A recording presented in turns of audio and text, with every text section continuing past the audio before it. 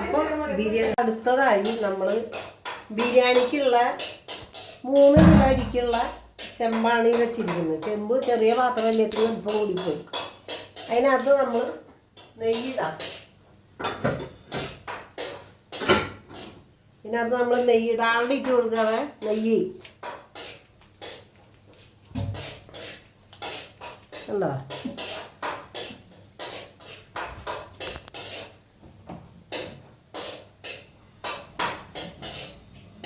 നല്ല പോലെ ചൂടാകുമ്പോൾ നമ്മൾ ഇതിനകത്തേക്ക്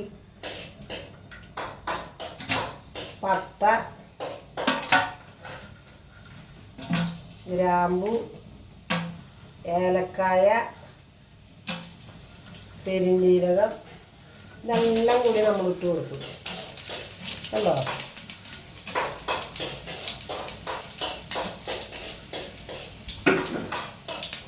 പട്ട, ഗ്രാമ്പു, ഏലക്കായ എല്ലാം നമ്മൾ നെയ്ക്കകത്ത് വറുത്തുകൊണ്ടിരിക്കുക.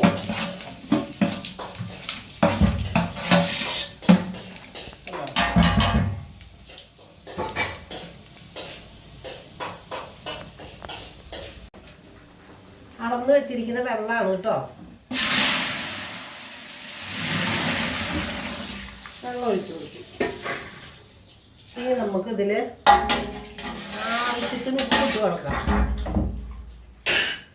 ചോറിന് ആവശ്യമായ ഉപ്പ് 3 കിലോ അരിക്ക് ആവശ്യമായ ഉപ്പ് ഇതിലിട്ടു കേട്ടോ.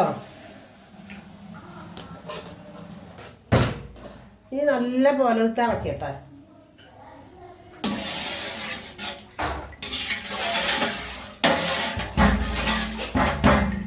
വെള്ളം പോലെ കുറച്ചും കൂടി വേണം.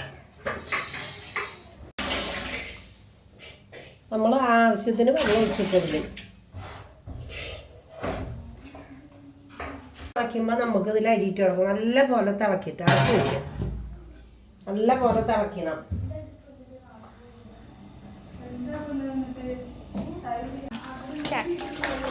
അപ്പോൾ നമുക്ക് വെള്ളമൊക്കെ നല്ല പോലെ തിളച്ചു. നല്ല പോലെ വെള്ളം തിളച്ചു വന്നിട്ട് നമുക്ക് ഇതിനകത്തോട്ട് അരിയിട്ട് കൊടുക്കാം. കഴുകി വെച്ചിരിക്കുന്ന അരിയാണ് കേട്ടോ. 3 കിലോ അരി.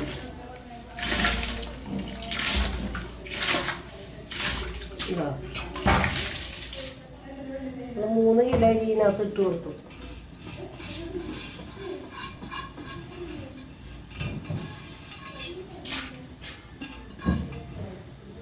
നമ്മൾ അരി ഇട്ടു.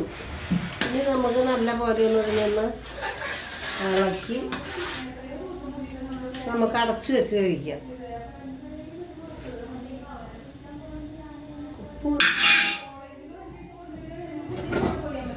ഉപ്പ് കുറച്ചും കൂടി വേണം നമുക്ക് ഇട്ട് കൊടുക്കാൻ.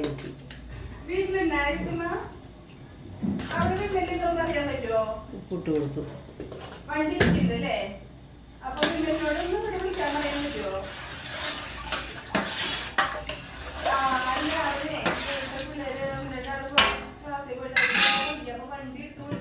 ഇനി നമുക്ക് നല്ല പോലെ അടച്ചു. അപ്പോൾ നമുക്കിതിൽ സ്വല്പം മഞ്ഞൾപ്പൊടി ഇട്ട് കൊടുക്കാം. മഞ്ഞൾപ്പൊടി ആവശ്യമുള്ളവർ മാത്രം ഇട്ടാൽ മതി കേട്ടോ. എനിക്ക് ബിരിയാണി ഇത്തിരി മഞ്ഞ കളർ വേണം. ബിരിയാണിക്ക് ഒരു സ്വല്പം കളറൊക്കെ വേണം.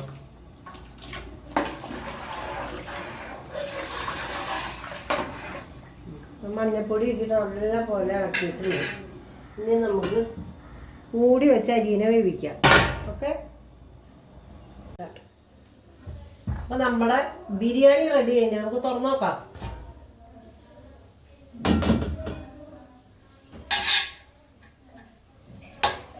അപ്പോൾ ബിരിയാണി ഓക്കെ.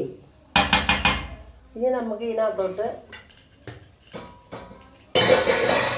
ഇത് കണ്ടോ, അണ്ടിപ്പരിപ്പ്, മുന്തിരി, സവാള എല്ലാം വാട്ടിയത് നമുക്ക് എൻ്റെ മുകളിലോട്ട് ഇങ്ങനെ ഇട്ട് കൊടുക്കുന്ന ഉള്ളിലേക്ക് കിടക്കും. കണ്ടോ, ഇത് 3 കിലോ അരിയുടെ ബിരിയാണിയാണ് കേട്ടോ.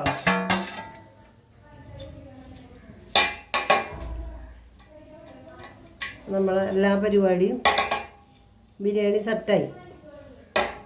കണ്ടോ. ഇനി നമുക്കിതിനെ അടച്ചു വയ്ക്കുക.